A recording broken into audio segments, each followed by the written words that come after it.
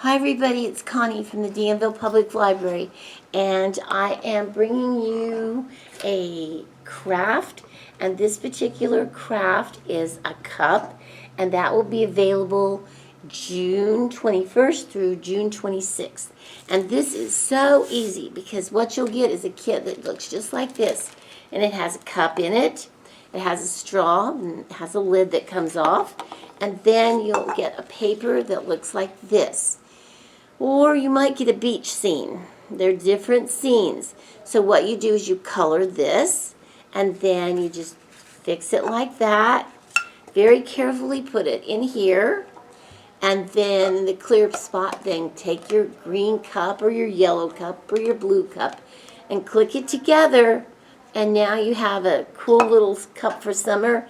And I don't know what color you'll get, or I don't know what animal will be on it, but color it, fix it, make it your own, and enjoy it. Also, don't forget to sign up for your reading program this summer.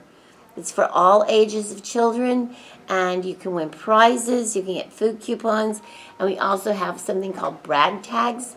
That's new this year. So sign up for summer reading. You'll get one of these with your cup and have a good time. Thanks, everybody. Bye-bye.